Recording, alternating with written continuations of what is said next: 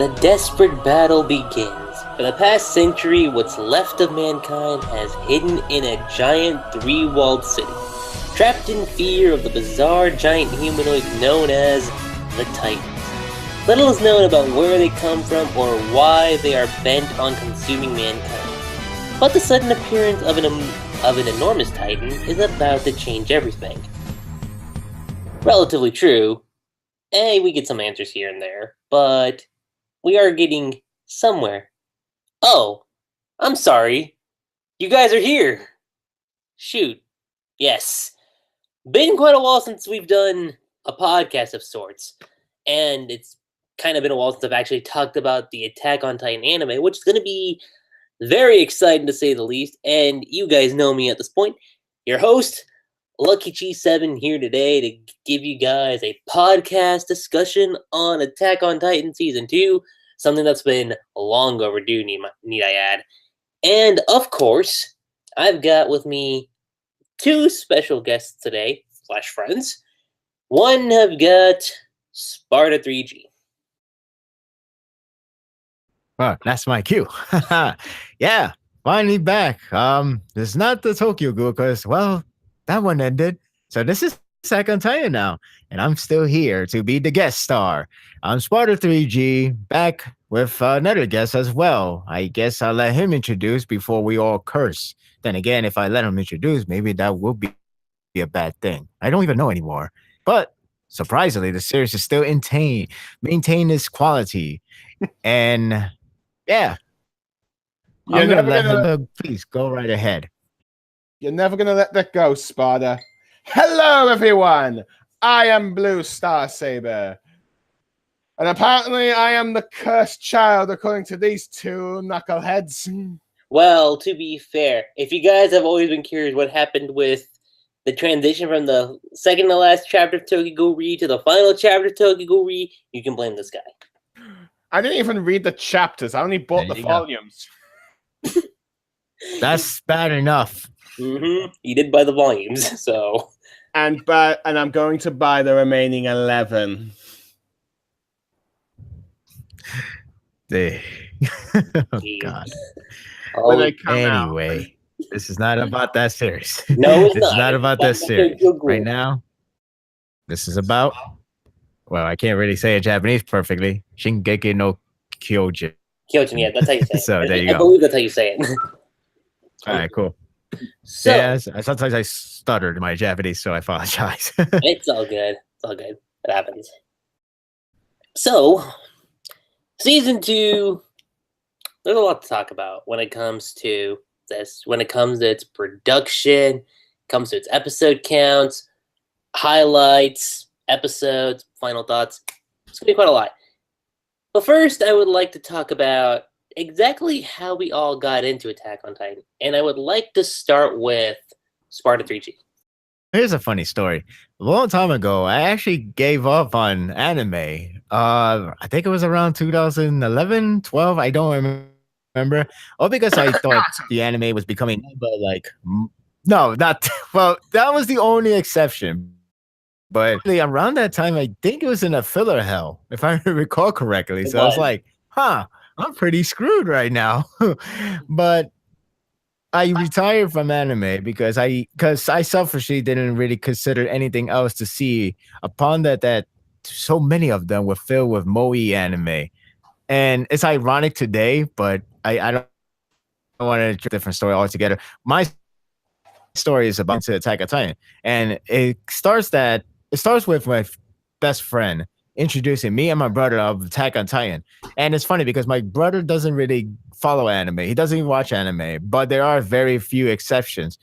And Attack on Titan is among them because it sort of the audience, the way I see Attack on Titan, it sort of attracts to the audience that watches like those HBO shows like Game of Thrones, was it Westworld or something like that? You know, there's like other different type of shows like a Breaking Bad and Walking Dead in its heyday. So it's like, oh man, Attack on Titan, this feels like it speaks to me, the adult man, you know, even though it's a shonen, but a lot of stuff doesn't feel like it. But the point is, Attack on Titan is like something that I've been waiting for because I was stuck with this whole notion where the anime has been filled with moe stuff, all these schooly girls. Then you get like fan service that's like very like I'm comfortable with this, so I'm gonna retire from anime.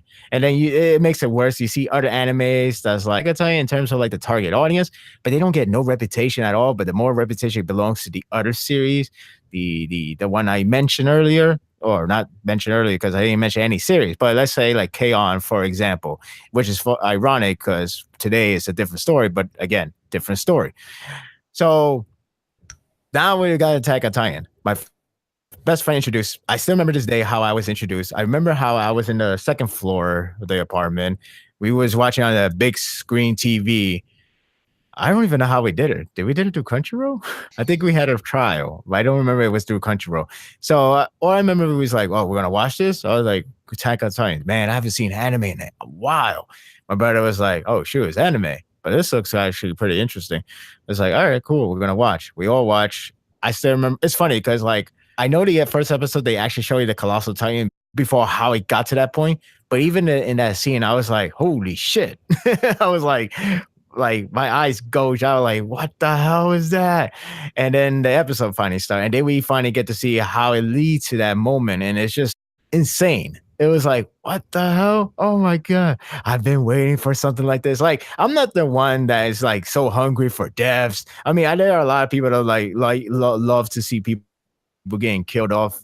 Maybe not real life because that's mentally insane. With all due respect, but in terms of media shows, it's like, yeah, the guy died. Yeah, he died. Oh man, he died. I mean, maybe today's world now it's all about, oh man, he dies. I'm so teary, boo-hoo. But again, I'm not the type of guy who like want to see people dying, but wounded by the fact that I'm seeing a lot of people getting killed off, crippled. Yeah, they're just citizens, but it just seems bewildered because it's been since Berserk.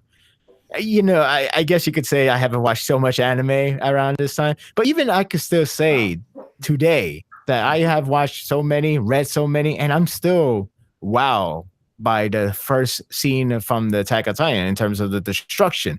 It was just crazy. It was like mesmerizing, and I'm like, what the hell? I thought anime gave up and just go with some kiddie stuff. What happened here? What is this? How I missed this out? And the first episode, the part where Eren's mother gets killed is like, I haven't seen so much, but I have seen a lot of anime. But it's funny because you could kind of see the trope of where the person gets the option of what the one person requested badly before he, she, or they would die.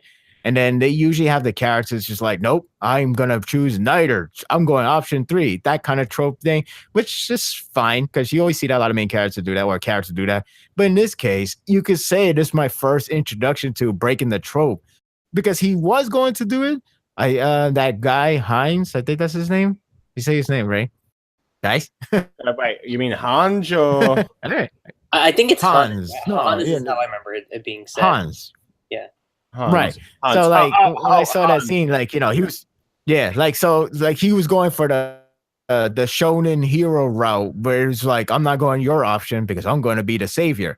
But instead, he saw the reality. This shit is insane.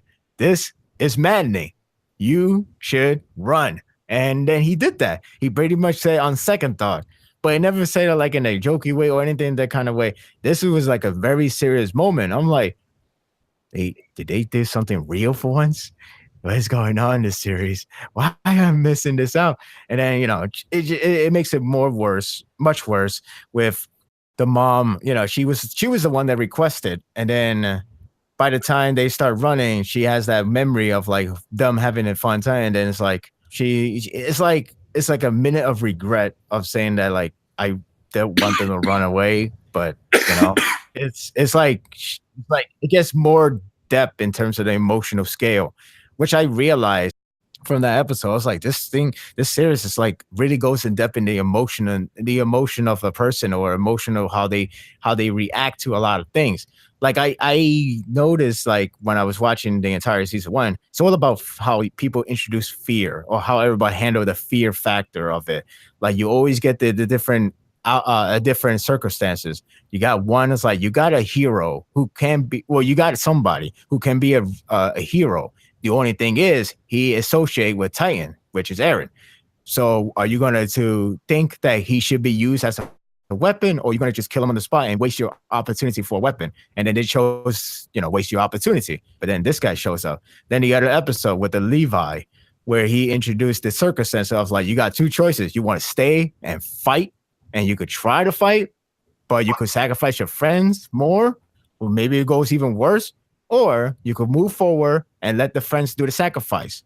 Your choice. It's like, shit, there's so many introduction of fear. Like, what can you do? What should you do? What is the best possible decision? And it never really sugarcoated. It never really got that feeling like, oh, okay, I made the best choice.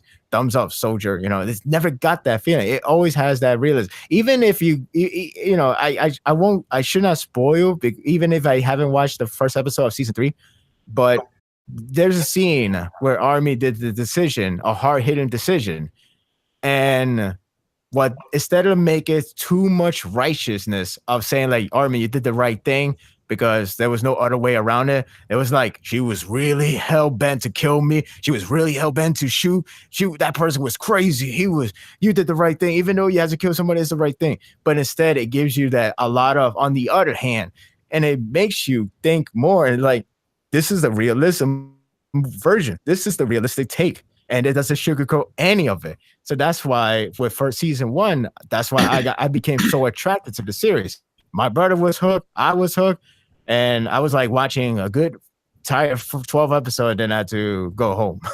So, but because it got really late. I didn't have a car that time. So you tell me. That's how I was introduced. I was like revived in terms of being an anime. So I was revived from that episode alone, and then the rest is history. Well, I'm done. Who's next? Blue Star? So, how I got into Attack on Titan. Well, when it first came out in 2013, I didn't really want to look into it because I was into the big three at the time, particularly Naruto, and a lot of people kept posting on Tumblr saying, oh my god, this is the new big thing. This is so great. This is so much better than Naruto. And still being a loyal Naruto fanboy at the time. My god, what was I thinking? Well, let's see. Wait a minute. Tumblr was around there that time? Oh, yes. 2013, remember? Remember that's when I joined Tumblr? And that's when I ended up communicating with you a lot? Along with Heaven and Earth. See, but anyway, yes. People kept posting about how great Attack on Titan is. Oh my god, it has everything. Suspension, blah, blah, blah. Diverse characters, blah, blah, blah, blah, blah, blah. Everything I wanted from Naruto. It was kind of annoying in a sense. So it kind of just put me off, kind of how like the whole Naruto versus One Piece debate where One Piece fans and Naruto fans bashing the other series. You get mad at the other series kind of thing. So I like put off. So... But then, of course, eventually Naruto ended. And while I did know that Attack on Titan had finished its seasons by then, I wasn't really pretty going into it because I heard that the seasons are going to have a very long wait for the next one. Not to mention, there was a bit of controversy about the manga itself being whether or not it's promoting Japanese imperialism, because I'm not sure if you guys know this, but there is some controversy about Commander Pixis resembling apparently a Japanese general that the mangaka admired, which resulted in the mangaka getting death threats from South Koreans and people from China, partly due to some involvement on war crimes. I don't know, during the Imperial Japan era, but let's see. And then one day, I think either in 2014 or 2015, a friend of mine and my roommate, from next door, housemate, yeah, that would be more appropriate. Housemate, we were planning on playing some video games together. I can't remember which one it was, but he was watching Attack on Titan. I came in to his room when he was like watching the third episode. I got hooked, started watching them, and then ended up asking him for his complete collection of DVDs of season 1. Went back into my room, and then for the next 2 or 3 days, I watched the entire season of Attack on Titan. I became a fan since. And due to the anime taking so long, I eventually read the manga, which is like, let's see, I mainly read like the arcs that were not yet adapted into anime because I haven't really read the manga arcs of the anime episodes of season 1. But I just wanted to know the gist of the story and what was going to happen. And the mangas were updated. I think it was, let's see, around the time when I was starting reading the manga, the latest chapter I think was when it revealed what happened to Marco in like what would be like the final arc of season 3, but that will be a bit of spoilers, and that will be for later. So I had plenty of time because it's like waiting monthly, and it was quite. And I will admit, this manga was like the most suspenseful manga in terms of who's going to live and who's going to die. I had felt in a very long time since, I guess, in the level of like Naruto in the pain arc, because the pain arc was quite suspenseful until like Naruto revived anyone, and then the suspense of death in Naruto just was non-existent after that point. And of course, time went on and on and on and on, waiting for that next season. And it's like, at this point, I guess we're just going to get season 1 and then the manga. Then finally, we heard that it was going to come out in 2016, but instead it came out in 2017. So we had to wait 4 years just for season 2. Eventually, I ended up watching them. And yeah, I quite enjoyed the season 2, even though I think it's weaker than season 1. I don't know, maybe because of how they pace the episodes, or I don't know, or just because I've seen the chapters already. It's Attack on Titan's not my one of my favorite series, but I think it's a pretty good one. And when it's suspenseful and engaging, you're quite hooked to it. I'm done. So that finally comes to me now, and it's actually kind of interesting with how I got into Attack on Titan, because I remember it was like my senior year of high school when it first came out. When it comes to the anime, I kind of judged it based on the title. I was like, Attack on Titan. So is this going to be like some historical kind of show where you have like two opposing sides, like kind of like the French and the Russians? Like I went into that mindset with the show. I didn't watch it, so I was like, I don't know if it's gonna be that good. One of my friends in my my history class, actually, like she was telling me like how good it was and how I should check it out. By that point, they were on episode 4, so I was like, you know what? Sure, I'll check it out. So that afternoon, when I got back home, I watched the first episode, and when I finished it, I was like, what the hell did I just witness? It totally went off from what my expectations were. And the way the first episode ended, I was like, shit. Like, damn, that's crazy. So I just kept watching the episodes. Episode 4 comes, I'm like, that's quick. But fine. Let's see where it goes. Episode 5 comes, and the initial death of Eren, I was left speechless, actually. I remember that was the point where I was like, I need to see where this goes. Because that threw me for a huge loop in terms of characters, in terms of the story. And I remember at that time, I was still starting off my YouTube channel at that point. Well, yes, there was Bleach I was into, and Naruto. I didn't really talk about Bleach at the time because I was still catching up with it. But Attack on Titan, I remember when I watched the first 4 episodes, I decided to kind of break my trend on YouTube from just talking about Naruto. And Attack on Titan was that thing for me where I was like, no, let me expand upon my channel instead of just Naruto. That was the thing that kind of helped me become what I am today with my channel, because Attack on Titan it was just that good. And I remember actually that Attack on Titan was one of the first manga series I actually started collecting on. At the time it was monthly, because I remember, because of how popular Attack on Titan was as far as the anime goes, the manga releases would be like every month up until I think volume 11. And then after that, it's kind of been on the cycle where it comes out every 3 months or so. But even so, season 1 was amazing, and I've just been a big fan of it. Yes, well, the wait on season 2 was long. I did read through the manga because I was like, I need to know what happens next. Because I didn't want to wait to see what would go down in the anime. Let me actually see where we left off from the anime, and wow, it's been such an incredible ride. I will say that. And Attack on Titan, I will say this, is one of my favorite ongoing series of all time. If anything, I think, especially with where we are right now, it's probably my number one series that I actually look forward to checking out, like both in terms of the anime and the manga. And that's just kind of my stance on how I got into Attack on Titan. So if it wasn't for senior year of high school, that class, talking to my friend about it, I wouldn't be here today doing my live reactions to the chapters or doing this podcast in general. So I always remember that when it comes to the series. So that's kind of it on that aspect. And going from there, we had this long wait with season 1 and season 2.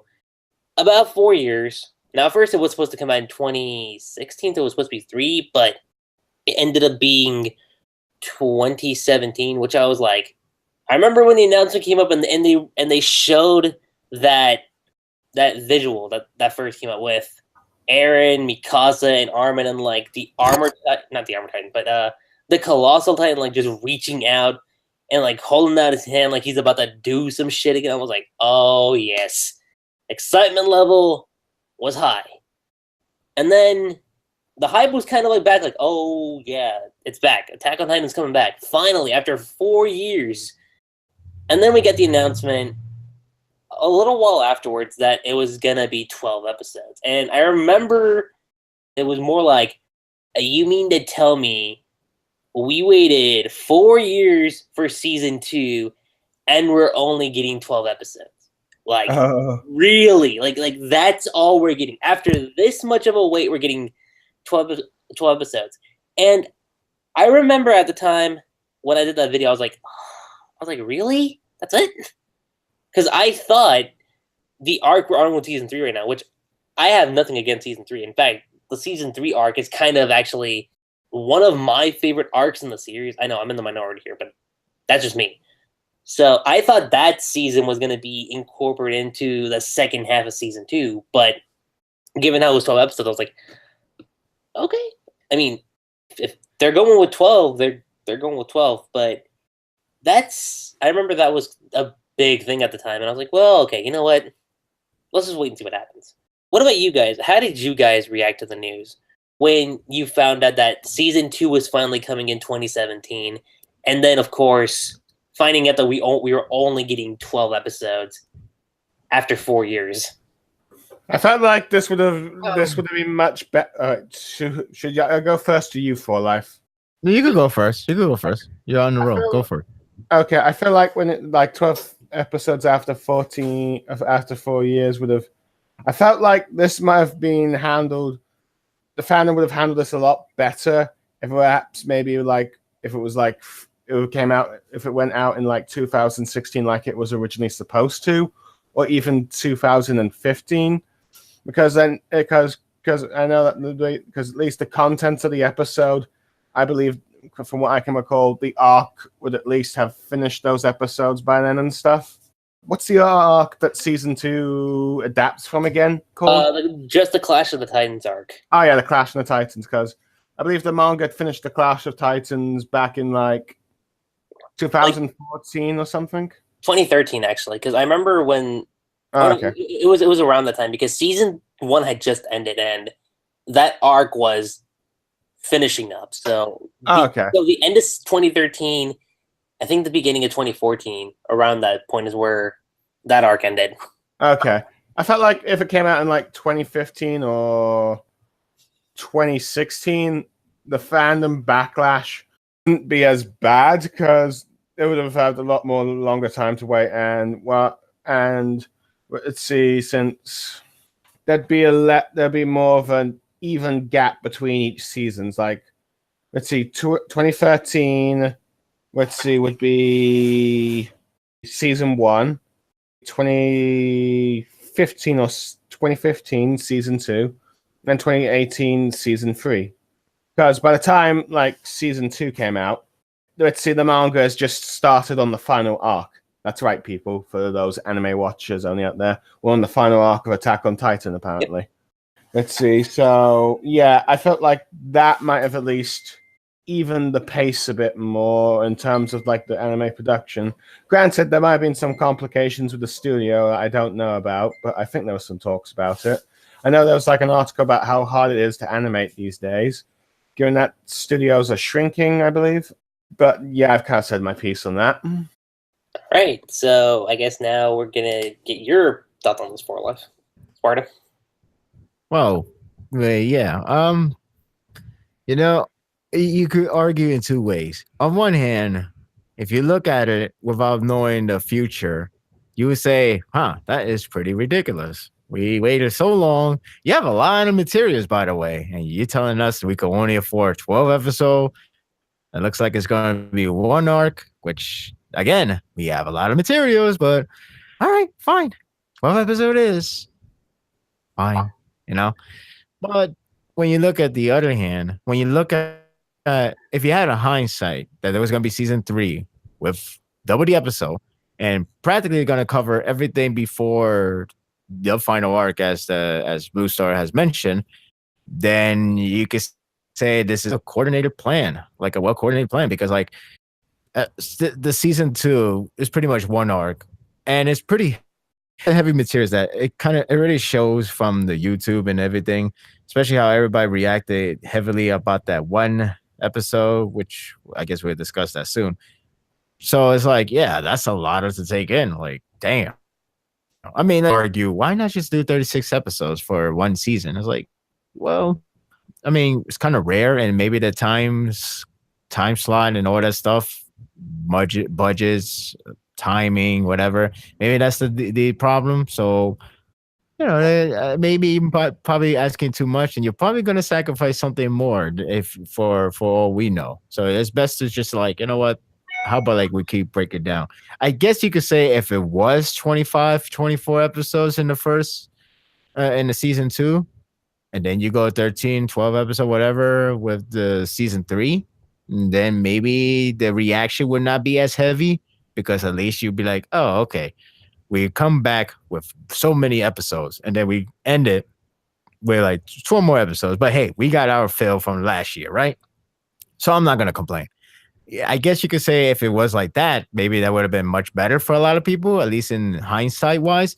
But no, I don't mind how it goes down that we have 12 episodes for season 2. I mean, yeah, trust me, I did react it not so negative, but I did feel like, that's kind of lame. You know, I did react to it like that. But then you see season 3 be announced, and it's going to cover up a lot of materials. So, so essentially, season 3 is going to be a very fulfilling, and how everything is going to be handled is going to be like very rewarding in a term of sense, because like you're going to get everything, and season 2 will pretty much prepare for you. And then when you get season 3, it's like, oh, not only we're prepared, but we're going to get so much more. So it's kind of like how, in a sense, not too much exactly, but in a sense, like how My Hero Academia first season is like 12 episodes, then the season 2 is like 24, 25 around there. So it's like, oh, okay, so you know, we're prepared for season 2. We're gonna get more stuff, and then we're like hype, you know. So they kind of did the start over. Granted, they already are no name. The Tag of Titan, that is, they already are no name with season 1. So I guess you could say we got a little too hungry for waiting 4 years, which I'm not gonna actually say, you know, that's your fault. I can't blame you, because again, you waited so long. I waited so long. But yeah, you know, I don't mind now. Back then, I did find it iffy, but yeah, it is what it is. So I'm okay with the season 3 being this long now, and season 2 being short. Yeah, that's all I got. Yeah, I can totally agree with both of your points. Like, at the time, I remember I was like, well, okay, 12 episodes. A little disappointing, but fine, we'll stick with it. And then knowing what season 3, when it got announced, that we're getting it this year and that we're going to cover 24 episodes, I'm like, it works out in the end. So, in hindsight, was it a good thing for it to be 12 episodes? My answer is it kind of depends on your viewpoint and how you feel about it. But if you had said that, okay, we're getting 12 episodes for season 2 after 4 years, and then pretend like, okay, and then another 4-year gap between season 2 and season 3. I think that would have driven people into like, okay, here we go again, 4 years. Oh yeah, I remember how the fandom joked like how long the next season would come out and stuff, and then when it was announced next year, no one believed it. They were like, no, that's a joke. But we're getting it this year, and I'm actually, it not just this year, it already started. So I'm actually really glad that that's what ended up turning out. So that's just me kind of reiterating what I had said earlier. But that's just what we have to say when it comes to the gap between seasons 1 and 2. And now let us actually talk about the Clash of the Titans arc, which in and of itself, I will say this. When season 1 ended, I mentioned that I'd been reading the manga after that point. So I remember when it came to the manga, there were a few points I was really looking forward to for season 2. And I remember I was like, how are the anime onlys going to take this? Like, one specific moment, I kind of knew it would blow up. And not just that, but there were like a few other revelations. They were like, what? No way. Like, that's the thing? So the fact that they were just covering that arc, I was like, well, there are a lot of big highlights that happen within that arc. So maybe it's actually a good thing that maybe we're probably just going to get 12 episodes. And it actually ended up turning out for the better, which kind of delves into basically our favorite, well, not our favorite episodes just yet, but knowing that they were going to just adapt this arc, how did you guys feel about that? I feel like it's for the best. I mean,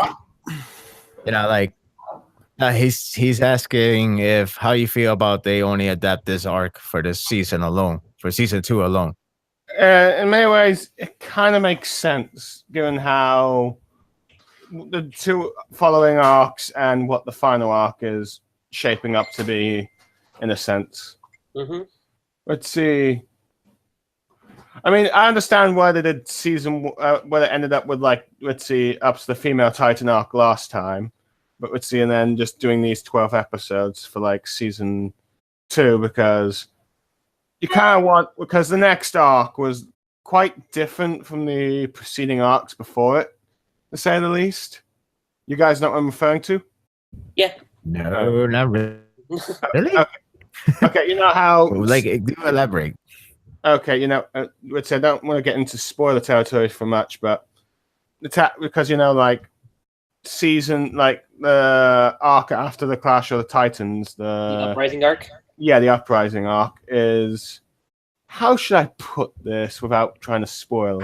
It gets kind of political. That's the word I use to kind of describe. Oh yeah, political, which is a bit different since the for Battle of Tross, the female Titan arc, and the Clash of Titan arcs are more of like apocalyptic kind of like settings, and this one is a bit more grounded in a sense, more like what's going on inside. I get your thing. Like, which is the Clash of the Titans and then the Uprising arc for season 2. I think people would feel.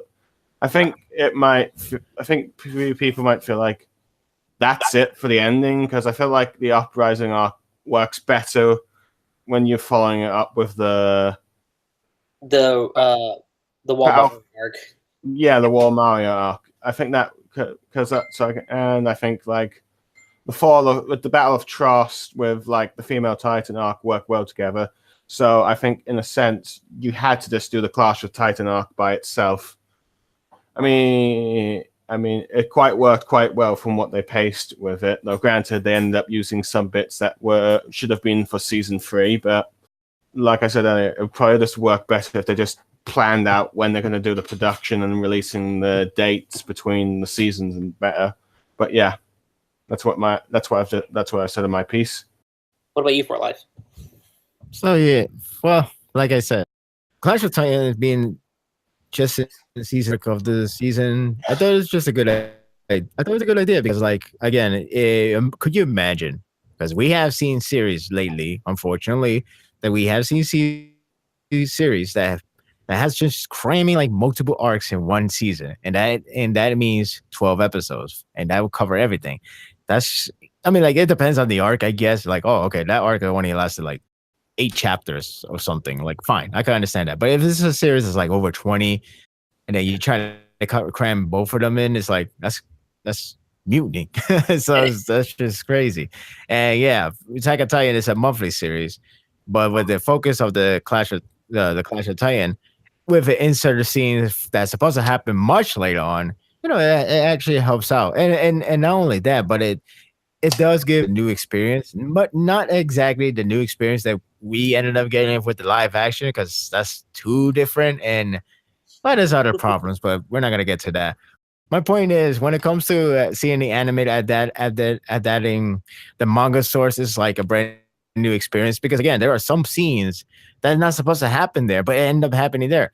Now, it's weird and funny at the same time, and yet I do respect fans, but at the same time, again, I think you're being way too hardcore. But like when it's like one difference or one added scene that happened later on, you should not be triggered by it. If anything, it only makes the experience different, and it still fits in well. Like, I don't want to spoil for the for anime fans only, but there is a scene that is not supposed to happen until like the next arc that will happen after the arc we're in season 3.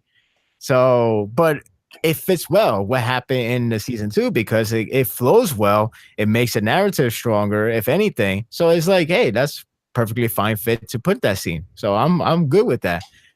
But some people are way too hardcore, that it has to be 100% precise.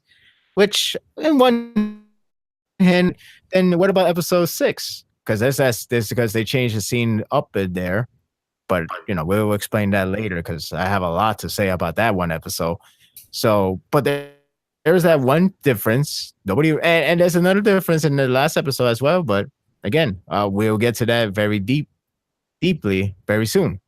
My point is, I was fine with everything that happened in season 2. I was fine the fact they adapted only one arc, and I was fine with the change up they did. It makes the flow stronger, it makes the narrative better, and everything else just feels like a great experience, in my opinion, at least. Fair enough. Let's see. I'm done here. Okay. Blue Star, did you have anything you wanted to add? Well, I was going to point out that I'm not sure if you two seen the latest My Hero Academia episode, but they kind of like added like sort of filler extra scenes just to like help expand and grow certain characters. Did you see today's episode or no? I've actually yet to see that. I'll be honest. I'll be honest. I paused after the first half is done. Mm-hmm. Okay. I'm just watching other things or doing other things. So. Yeah. Oh, okay. So, all right, fair enough. But let's see. But yeah, I'm not the right person to ask. Okay, but My Hero Academia kind of does sort of similar things in certain regards with like its pacing and all that stuff. Well, I can't really argue or say or dive into the discussion, because I don't know exactly how they do it.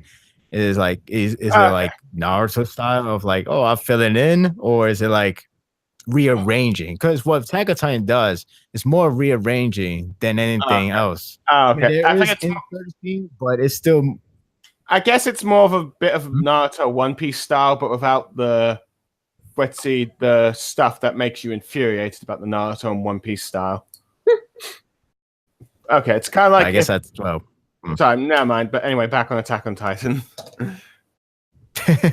Back on Attack on Titan. What's your point? But what's your point being? Like, are you saying like they're just doing what they're doing? Because I was talking about how they structure like the seasons and like how like they add new scenes just to like help expand the plot for like the adaptation. That's what I was kind of trying to make the point of. I see. Okay. Going from there, now we talk about the favorite episode within the season, which I'll be honest is a little tough, because there are a good number of episodes where I'm like, that's really good. But when it comes to picking the one episode, man, it's tough. Okay, so I'll get back to my thoughts on my favorite episode for season 2. So I'm gonna shoot it off to Sparda. You're making me go first? Yes. Yeah. All right. So best episode, right? Yes. All right. This is tough. So I'm trying not to go deep into the discussion, but between, which is funny because you only had to double it. It's a toss up between 6 and 12.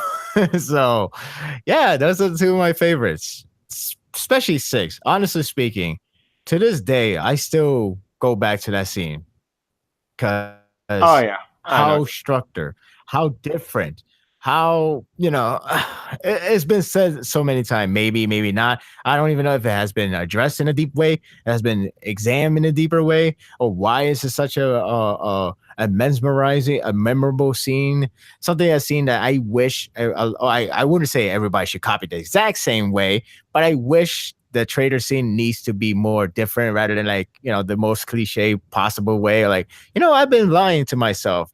I show you my characteristic, but now I'm going to show you my evil side, and I'm going to be sinister. I'm going to be evil because I am the traitor. I am behind everything. Now you could argue against that. It happened with Ani, but then again, when you look back, it's more of like emotional conflicted because she's revealed and she's pretty much don't give a damn about everything anymore because she's revealed. Now with Reina, it's a different story. It's more like, his mom, he already have a problem. He already has issue with his personality. He's like bipolar in a sense, but he already has a problem with his awareness and Berta's guidance, his lookout, his watcher, to make sure he doesn't say anything or blurt out anything. And pretty much it hit the tipping point because of the experience that he just had, especially the fact one of them is the one that killed their best friend. So you could imagine how much traumatized it was getting to him. And not only that, the reveal is different. Not only the reveal isn't like the usual "I am the Mandarin" style bullshit. It's not like that. Instead, it doesn't ask you. It doesn't ask you. It doesn't ask you to be surprised, to be shocked. I mean, you could be surprised. Fine, if you guessed it and and you saw this coming a mile away.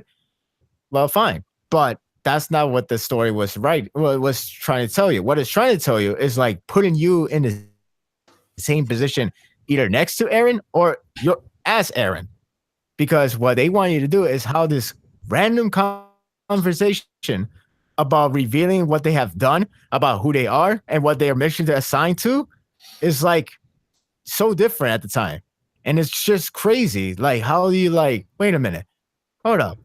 Am I hearing this right? Am I reading this right? He just said something that's like if you were the manga person, you would if you read that scene in the manga, you would have think the translator is messing with your head. It's like, I'm trolling April Fool. I don't even know when the chapter came out. But if it was like April 1st, could you imagine how many people would think it's April Fool joke? I can imagine. Everybody would have been like, oh, it's like, yeah, I'd be like, oh, that was funny. I was saying Reina just randomly say, oh, yeah, by the way, we're the Titans. We're the one that kill your family. Well, kill your mom. We're the one that caused destruction. But we want you to help with us. We're cool? And that sounds like an April Fool, something that you would see in a manga. But then when you realize, or when you realize it's a real deal, it's like, wait, what's going on here? Like your mind doesn't translate, and it doesn't translate well anymore because it's like it's the same thing with how Aaron reacted. Like, wait, I'm sorry, what the hell is going on? And then Berto is the only one who's obviously like, what the hell are you doing? Why are you revealing us? And Aaron is still like confused. It's pretty much channeling how we all audience are reacting. Like, we don't understand what's going on. We're so used to them just betraying, reveal, anything like that. Same thing with Ani, because maybe we all thought it would be the Ani situation, but instead, so different because it happened in just a random conversation. It could happen anytime. That was the story behind it. So I was like, I read this in the manga, and yet I'm still amazed how I'm feeling. I'm like, what the hell is going on? And then makes it better with, Aaron. Aaron is pretty much like, trying to restart. I mean, Berto was following along with it. It's not like, and he had that desperate look of saying like, yes, please, I don't want to go with this. I don't want to do with this. Like, yeah, let's act like this is none of it. It's like it captures the human emotions perfectly. Like you could tell these guys were not set to be the villain. They were not set to be the sinister vibe or evil, anything like that. They were set to try to remain like human. And that just makes it so captivating, in my opinion. And I'm like feeling bad. And then the flag scene was actually a perfect touch because it's like that's a different scene. And in the manga, Aaron's trying to walk away, but then Reiner starts talking, in a very sorrowful way. But in the anime, the flag breaks apart, and then everybody felt stunned because it's like they don't know because they feel like Reiner or Berto was about to do something, but they all stopped and hesitated. Even Aaron got like gasped because he felt like he was about to get attacked, but he stopped. And then you see everybody else like wondering like what happened. You see some characters like, yup, this is it. This is the time. This is when they're gonna start betraying us. And then the music. Oh God, the freaking music. So yeah, that soundtrack is so. You see, you can hear me marking out. I barely do that, but this scene was so amazing to me. But like, you know what? I had to cut it short because I don't want to go deep in. But point is, when the whole trailer scene, I felt sorry. I didn't feel like, oh, this guy's a bastard. Screw Reiner. I hate Reiner now. But instead, it makes me like feel very pity. I'm like, what? This is not the emotion I expected to come in the trailer scene. What's going on here? And then, we like the top it all off is like he's regenerated, meaning like, yes, he is a Titan shifter. And yes, that means he is the one that was behind the whole scene. But again, this whole emotional conflict, it got to that point where Mikasa looks like the villain because how she reacted. It's like, how'd that happen? How in the hell that happened? I'm like screaming, no, don't do this. No, come on, don't do that. And then Alberto's crying in agony. It's like, I know they're technically semi-immortal, but this is still freaking sad right here. I'm like bawling out. And then the whole transformation scene. Another extra touch is the another extra touch they did for the anime is before the Titan shift, they actually show you who they are. Like Reiner represents the Armored Titan, the other one represents the Colossal Titan. And it's like boom, the song kicking high gear, amazement, jaws drops. I'm like seeing this scene. Then Aaron is like, all breaking into tears. I believe the flashback was new for the anime wise, but it's more effective because you could tell that this really hits them hard. And the fact that they have the same dream of going back home, but Reiner's story is completely different in terms of a path, how he's going to go through it. So then you end it strong with him just screaming like the infamous "you damn traitor" line, especially how I think it's Kajiyuki, how he delivered that line was so amazing. It's like that these voice actors go above and beyond. I was just like floored by it, and I was like, okay, where's the next episode? So yeah, 6 is among my favorite. Definitely probably like the most time I always go back for either the scene or the episode stuff. It's just it's I don't even know what's the perfect term to use anymore. Now we go to episode 12. The episode 12 is one of the more noticeable for me in terms of like how much they didn't change too much, but they added a scene that I thought it was very effective for the anime viewer. I thought it was very effective for me because I look back at the manga. There was a scene because in the manga they pretty much portray anything goes, which is fine because it's true. Anything could happen. He could die at 1 minute. He could survive in the other minute. He could dodge the attack. This guy will appear out of nowhere. That's fine. I like that suspense. I love that. Like it would throw you off. Like, wait, he just died? Like it would just show you like he just get chopped off. But in the anime, the thing I love about the anime as well, with the last episode, is like, okay, they kind of try to deceive you, red herring you, that you thought that everything was going to bounce back because they played a soundtrack in the background, Barricade, if I recall. when Historia decided to go all out because that's how she is. That's who she is. And it was a cool soundtrack to hear. It felt like it was a red herring. And then when Aaron was like, "All right, I finally could Titan shift now," he'd take a bite, nothing. Then the music stopped, and you were like, "What's going on, Aaron? Speak to me, man. Turn the Titan. It's easy. You can stop all of them right now. Turn the damn Titan." So you're seeing this, and then the song, everything goes downhill spiral for everybody. And then Mikasa is already injured. That's even worse because she was like a monster herself alone. But because she's injured, shit. That's the only thing. Then you see Heinz. He gets caught. He's about to get bite. So in the manga version, they surprise you by seeing him getting chopped in half, and he's dead. That was the surprise, man. That was a surprise, man. That was a surprise from the manga. Now in the anime, they build it up to make you beg to think that Eren is going to try and transform before Heinz gets chopped. He's keep biting. Eren's keep biting. He's like, "Please, let me turn to Titan. Now, let me turn to Titan. Let me turn to fucking Titan." So he gets, and then the music just gets bigger, it gets heavier and heavier. And then once the chop scene, it just stops. And then you're like, this is a lie, right? It's like, it hits you hard. It hits you hard like any memorable death scene from Game of Thrones, like the old days. Oh, Jiraiya from Naruto. Jiraiya from Naruto. With Jiraiya. Yeah, but like with Jiraiya, or okay, kind of like, even if you don't care about the character, kind of like in Naruto with Asuma, because you would think Shikamaru would find a way to stop Hiden from stabbing himself, but once the stab happened, that means Asuma is dead or he's about to die. There's no stopping that. It's like that. It's like it pauses because your mind is telling you like it's done.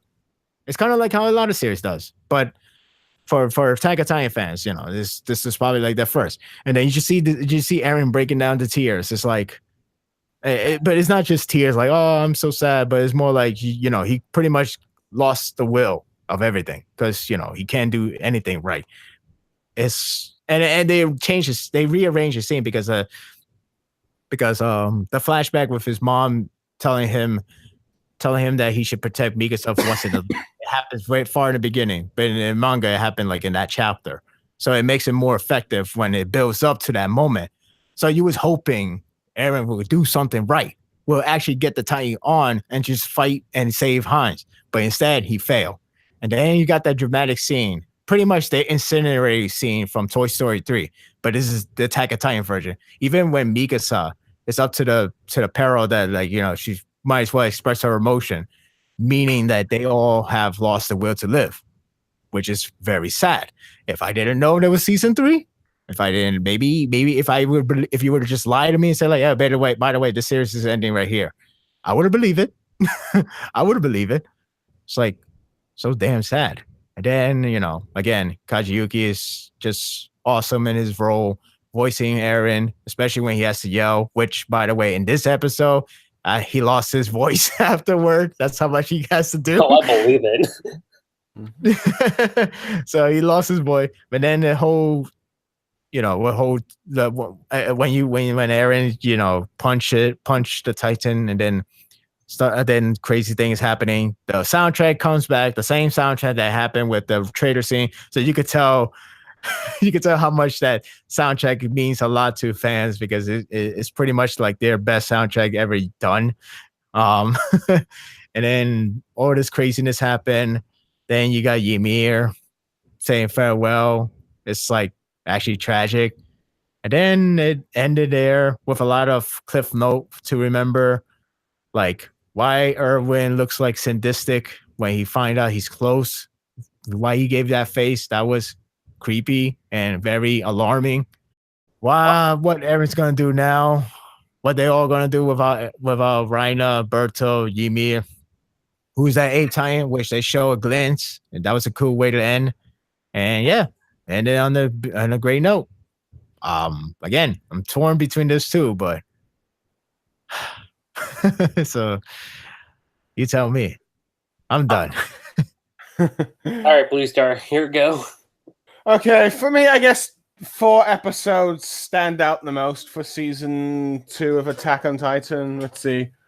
Probably with like Full Life, that episode 6 and 12 are probably the best. But the other 4 that I was thinking of, the other 2 I was thinking of are like the first one with the beast called Beast Titan, in which, let's see, Titans have apparently appeared in the walls, and Mike Zacharias, a minor character from season 1, the guy who sniffs people, is trying to hold them off. While, let's see. Oh, you talking about first episode right now? Yeah, the first episode, yeah. Yeah, I did enjoy that. Let's see. And he's like, let's see. And you see why he's regarded as the second best soldier after Levi, because he handles quite a lot of Titans all the well. But then suddenly this unusual looking Titan is appearing, and then he completely is able to stop him. Let's see, from like Mitch Zacharias, or let's see, whoever, the sniffing guy at least, from like escaping and stuff, and gets him cornered, surrounded by other Titans. And then you kind of figured out that he's another Titan shifter, or like Annie and Eren.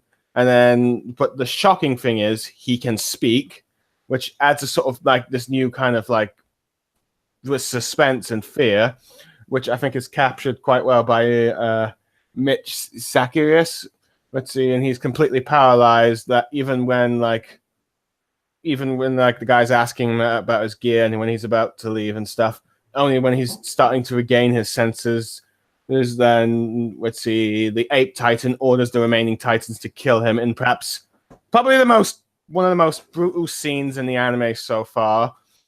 So in many ways, it was like a pretty well good start to the season. Let's see, Titans in the wall. Let's see, one of the minor characters from season 1 getting to show his stuff, but only to be defeated by this new enemy, which appears to be even more terrifying than the female Titan, let's see, Colossal Titan, and Armored Titan. And it ends with one of the most brutal deaths in the series. It's like, oh dear. It's because it's kind of showing that, let's see, previous recurring characters these characters can still die no matter who they are. And let's see, this episode 7 is pretty much the only episode where you see, let's see, besides the previous one where Eren transforms into his Titan form by the end of it, is the only episode in the entire series where you see Eren in his Titan mode battling the Armored Titan, and it's quite a good fight. And it's being cut in between like the bits where they're fighting and like Eren's own thoughts about how angry he is about Reiner, about how much he despises the dude. Let's see, and it's not just like a regular punch up thing, because Eren has to try and figure out how he can break the Armored Titan in order to like crack at and get a shot at let's see, Reiner, backed up by Mikasa a little bit, yeah. And just when you think it ends just when you think Eren's got the upper hand, Reiner calls out for Bertolt to come jumping down, all that stuff. But yeah, but I definitely think that the 2 best episodes are episode 6 Warrior and episode 12 Scream. Let's see, but as the 2 transform, let's see, you get this, the music becomes even a bit mix of tense and sadness in a sense. And you begin to see the transformations. And let's see, as the whole area, everyone's like blown away, while Eren is caught by the Armored Titan and Yuma is grabbed by the Colossus. And let's see, just as Reiner's jumping down, Eren, in his grief about this that it is true, the 2 people he thought were his friends were actually his enemies, thinking back to the times they had in the past.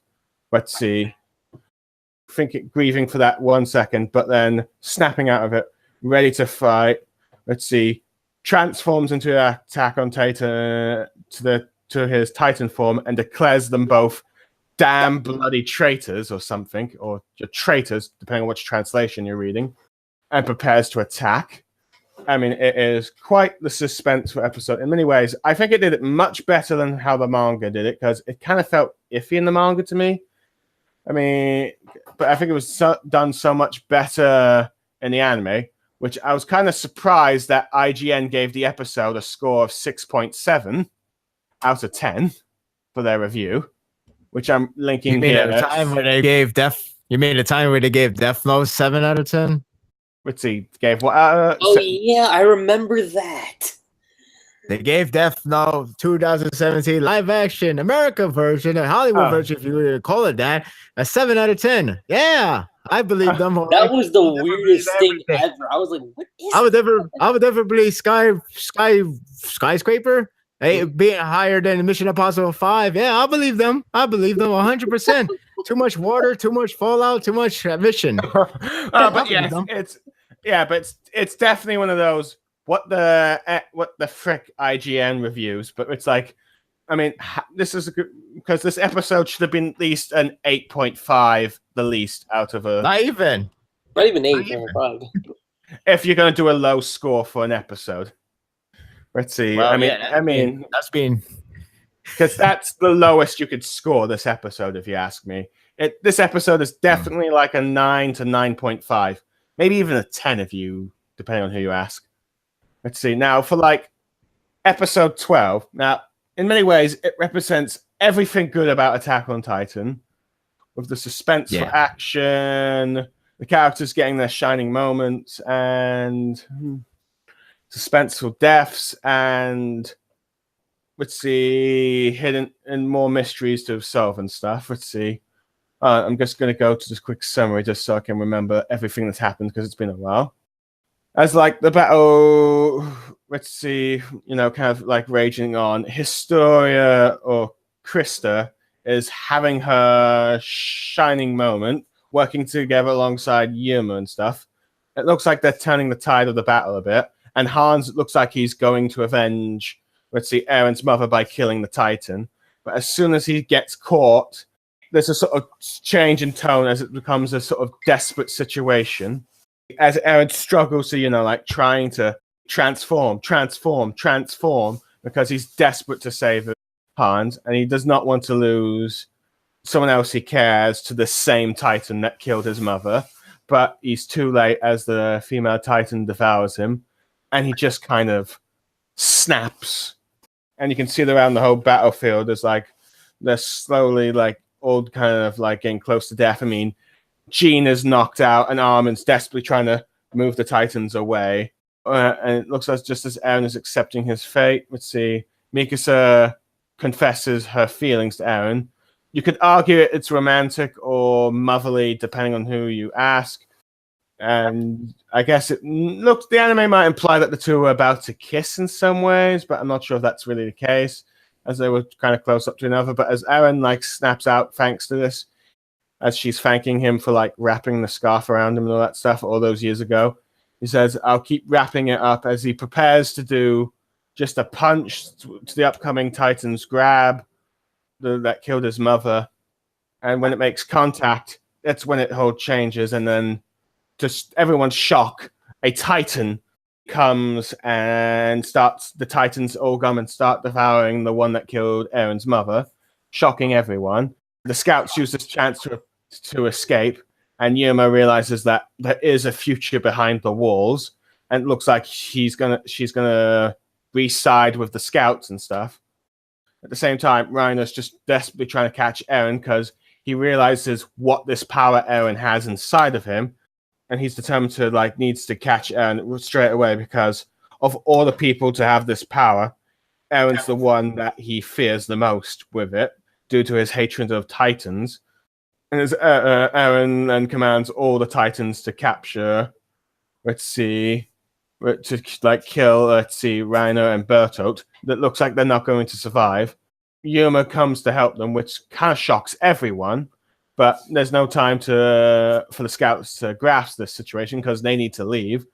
And then they leave in one of the most sad, chilling moments, as Armin narrates, she couldn't understand Yuma's actions at the time, but knows that none of the Titans are coming after them, and it kind of ends a bit with like close up of Aaron kind of like staring into like oblivion, and it's like, and you realize he's thinking about just what has just happened and stuff, and realize that the days of like him, Armin, Mikasa goofing around with Hans is never going to happen again.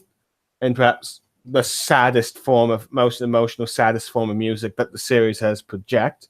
And in many ways, this is perhaps the most impactful death in the series so far, besides maybe Aaron's mother. But that's mainly because every character that kind of died that you sort of cared about in like previous season, like in like the previous season 1, you know, like Marco in the Battle of Trost because of how it affected Jean, and then Levi's squad in like the female Titan arc.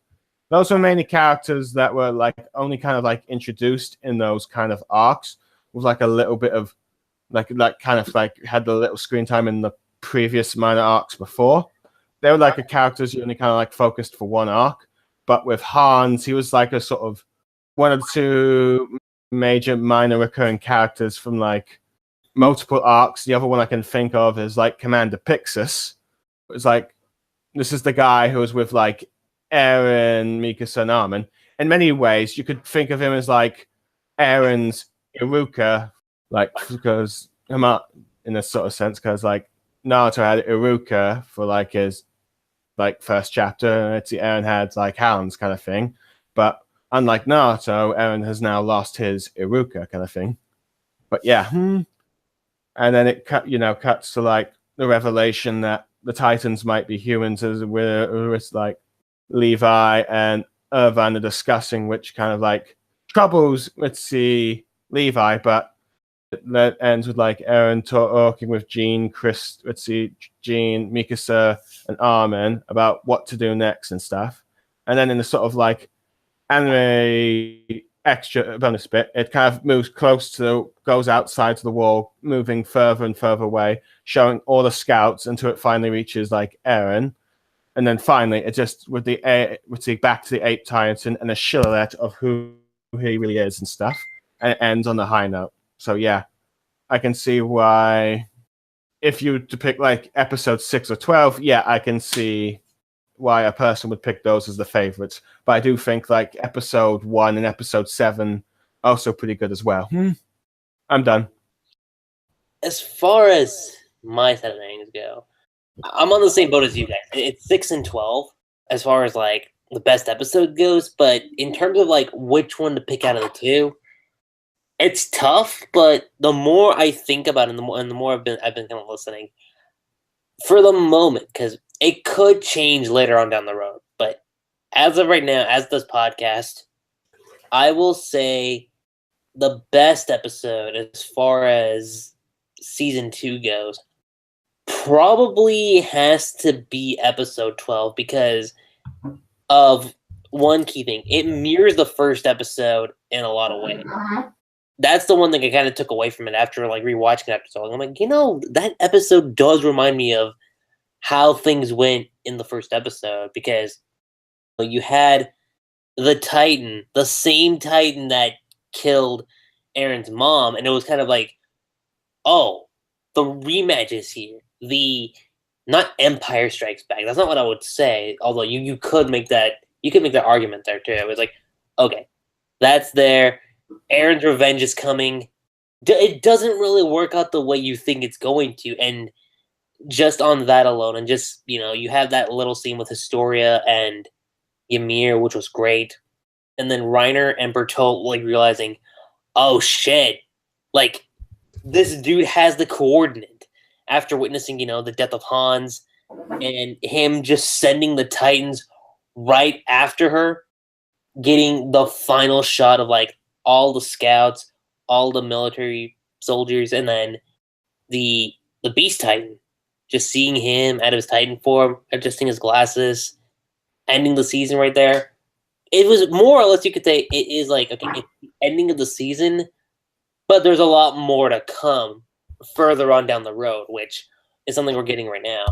And I think just on that alone, I would say 12 is probably the best episode. And like I said right now, it could change over time, but as of right now, is just episode 12.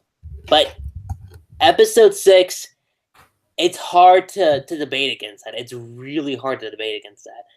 I would say 12 is like a great plus. It's probably a great plus to amazing, which is like around, if I had to number that, it'd be like 9.4 out of 10. The episode 6 would be like 9.38. It's like that. It's like that much of a difference. Just 0.02% of like a difference. So, and remember, I did say it could change later on. So it's just as of right now, and that's where I stand on like favorite episode / best episode. So now, and I think this one's gonna be a little bit tougher, just a little bit. Least favorite episode. So I'll go ahead and say this one because I'm not exactly sure at the top of my head like which one. It's not least favorite episode doesn't necessarily mean worst episode. It's not that at all because season 2's episodes have been pretty good. I will definitely say that for sure. But in terms of my least favorite episode, shoot, I gotta really think about that one. Do you want me to start off? Well, hold up. I think I got. Actually, maybe. I'm still trying to think mine, to be honest. Yeah. I've kind of got You want like. to start? You want to start? You start? Well, yes, because kind of have like, let's see, the 3 I can think of that I think are the weakest are episode 2, I'm Home, episode 9, Opening, and episode 10, Children. Wait, what was 9 about exactly? Opening. It's like the one where like Aaron does that kind of like speech, calling both like Reiner and Bertolt scum kind of thing. Because I know that. Oh yeah, that was episode 9. Yeah, I like that. that was a It good felt one. more gritty. It Yeah, felt very gritty. but I just remember. I know there's Like been. I just like. Because I know that there's been like some complaints about Aaron's characterization, and apparently this is one of like the scenes like he's gone back to some. Because I know some people find that speech to be him going back to square one, with like even Yerma pointing it out about him being too rational. That stuff. I mean, that's one of the You can't really reasons. blame him. You can't really blame him. He found the source of the person who's behind everything. I know. That's I just true. remember some people just like. I just remember some people complain about that one. But let's see. But I don't really. I'm not sure if I should really count. It's been a while since I've seen the episode, but I just know that scene. I mean, that's the only thing I know people complain about with that episode. Children. I guess the reason why I might have said that is mainly because I felt like they included some bits that should not really happen until like season 3 with like Yuma. You talk about the flashback. Oh yeah, because it kind of feels like it kind of like spoils one of the mysteries about, let's see, whether or not the Titans are human or not, because it's still a bit ambiguous in the manga at that point, but it just kind of like completely confirms it with that flashback, and I felt that might be one of the one of the reasons why I would kind of like have some issues with it, at least at that point. But let's see, the one I think that is kind of the weakest truly is I'm Home, where it's like mainly a focus on Sasha thing, and it's quite a good character building episode, but I guess in terms of the overall plot of the episode, the overall story arc of the episode, it feels like the most fillerish, to be honest. Which there's nothing really wrong with that, but it's kind of like, yeah. but it's kind of like, I guess you can argue that. I mean, like I did like the, I guess this is their version, Isayama version of those Resident Evil style back then. Not today's they're going back. So what am I to say now? But what I mean is that he purposely has a fittable size Titan, as in like a home size Titan, rather than like, oh my god, he's so huge, 5 stories high, you know. Yeah, they didn't do that. He purposely made it into like a very horror filmish style, where it's just her with no weapon. I mean, well, she has a bow, but that's not gonna really kill a Titan, now will it? And survival of that one child that she could save. I mean, there was another person that could be saved, but the choices is very dire. Like, are you really gonna try to risk it? Are you gonna do this? video game miracle, or you really gonna go do what you have been told or what you think is the best survival rate, you know? Yeah. So it's like Granted, this Resident Evil-esque. I really like that whole feel, the atmosphere of yeah, Resident I Evil know, style. but as like in But yeah, terms but I know what you mean. No, you're right about it in terms of like the overall plot. It's really like it's like watching one of those, I wouldn't say slice of life, but I guess you could say think of like that way. Like, oh, okay, I'm just seeing like but yeah, one character arc going on, and for what it is, it's pretty cool. But it's not gonna change a lot for the main story. I get that. I understand that. I yeah. understand that. I think in terms of that, I think that's perhaps the best I can think of, like weakest episode for the season. That's it. Granted, I do know that in the manga, originally Sasha was supposed to die.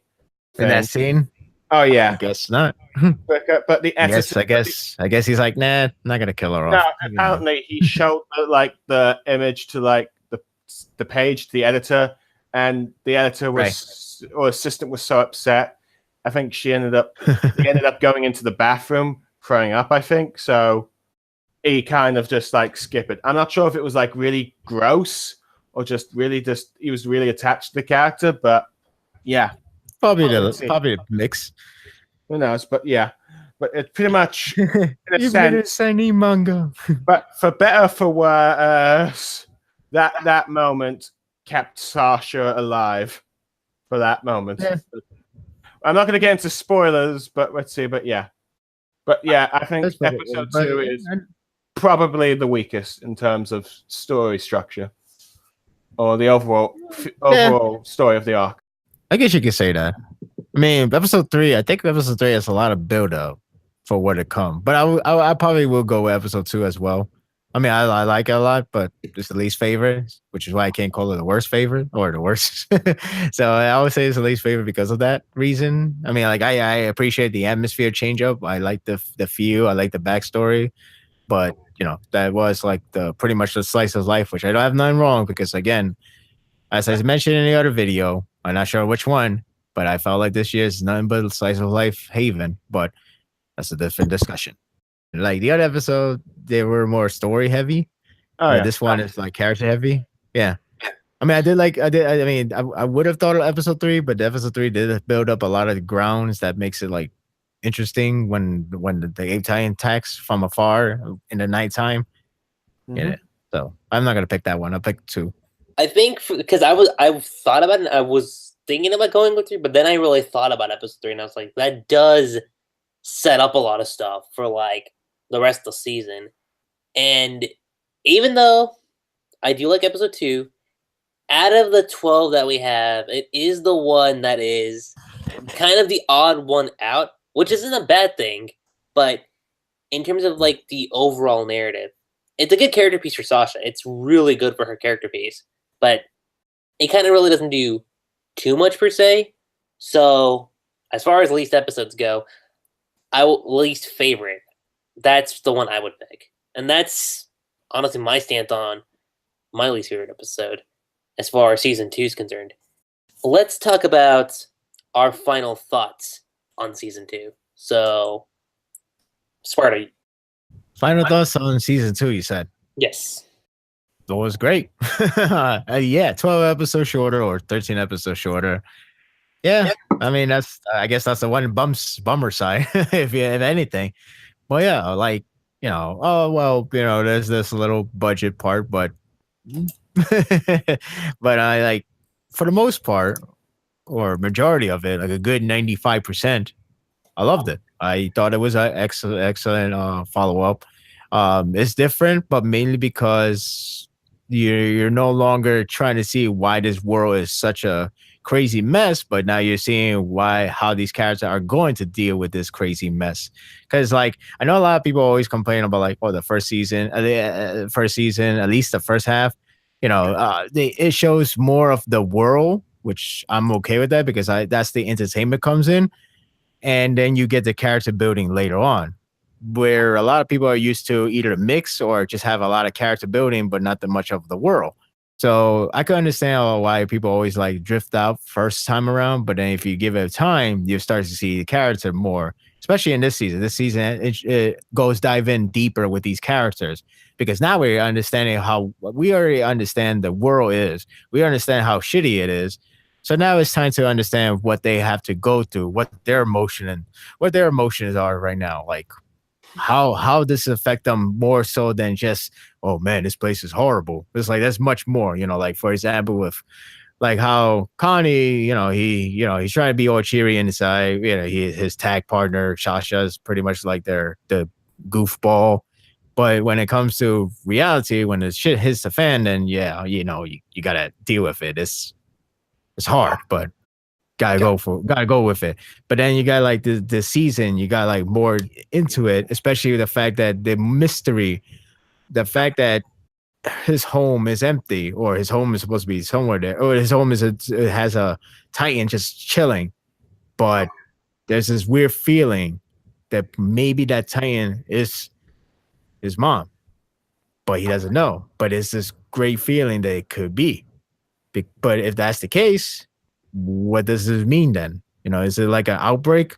Is it like every zombie film, or a lot of zombie, they usually just have an outbreak because of it just is. Sometimes they do that. Sometimes they just say like chemical or whatever virus. Well, virus is Resident Evil style, but there's always a different take. Point is, for Titan, it makes you question like what exactly going on here. So I guess you could say it has this world building as well, because again, the first half, the first season is all about getting entertained or getting dwell in the universe they're in of hell.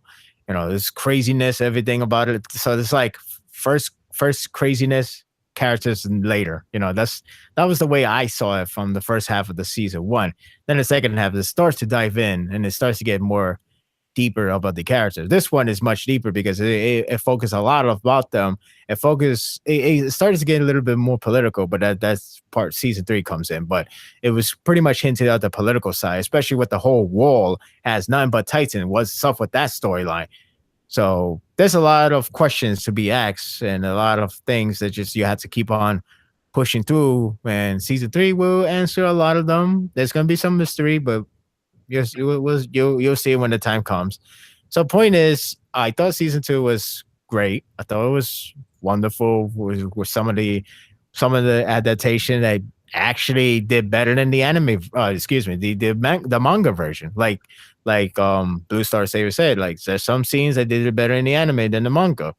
And manga have its own style, but I do prefer certain styles from the anime. And Izuyama is the guy who actually approved a lot of things, so you got to credit him. It's not like, well, the anime did it better under my watch, but if he's the one that approves it, then that means if that means we should be thankful that he actually saw it as a better fitting or a better way.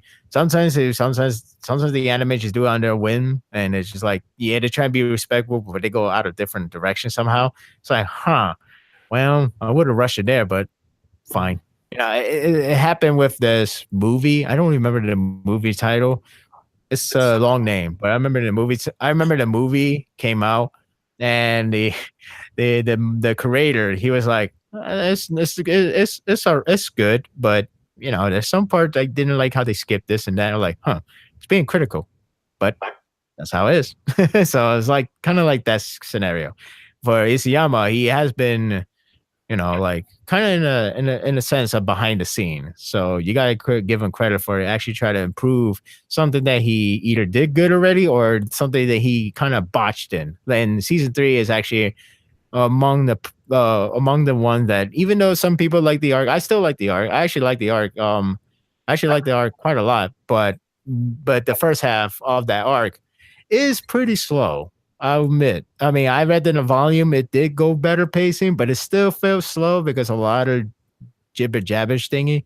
Not to say the world building is bad or the world building I don't care. It's more like the way how they try to. Also doesn't help that's a monthly manga. That too.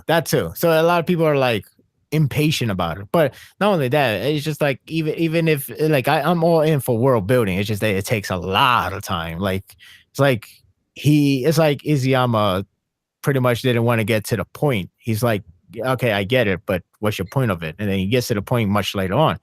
So he's fixing that in the anime version, which is cool. But even though I didn't see the episode yet, I'm going to see it like very, very, very soon. I'm going to see it like in the best experience possible. The fact that he's improving and the fact he acknowledged his faults, and we actually learned that he was at his downside, his downhill spiral per se, around the time he was doing that arc. So that's interestingly sad, because we all thought maybe he has hiccups, maybe he's like tired of the series or something like that. Some people actually thought something like that. I don't know, but I didn't think he. I thought it was just a little bit strange, but it's thankfully he did clarify that he was going through a tough time around that time, and now the anime is up to that point. He would like to fix that part, because in the manga, when the volume happens, you can't really remaster anymore in terms of like the structure of the pacing or the story. Once the volume happens, it's not like introducing new volume 14. Now this time Izuyama re-improved. For example, this scene, the action scene that happens in chapter 4 of this volume, well, guess what? That happens in the first chapter. Behold, you can't really change it up because manga laws, I guess. So yeah, I was really hyped from season 2. Then I was really thrilled to hear season 3 was announced around after the episode, if I recall. So I was like, yes. And then I made a post. I made a video about it. I was talking about like, there's a hint that the next season could be 24 episodes. Because what I see, I'm trying not to go spoiler here, but that volume is really deep, like more than 5 volume worth. So let's get our hopes up. And lo and behold, it's 24 episodes. So I'm very hyped to see what this season could bring. Is it my turn now? Yep, it's your turn, Blue Star. Pretty much. Well, as for my thoughts on this season, in truth, I think season 1 is kind of bit better in a sense, because I guess it's more tightly paced or something, and I guess season 12 feels a little bit slow. I don't know, yeah, in a sense. Yeah, season 2. Sorry, I got the number of episodes and the season number mixed up. But yeah, season 2 felt a bit slow compared to like the episode, like season 1's 25 episodes, which is a bit weird because that one's got more episodes in a sense. But hey, but I still think it's overall good.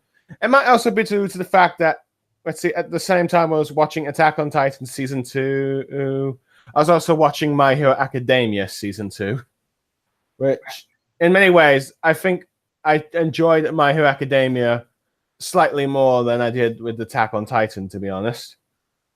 At that point in time, let's see.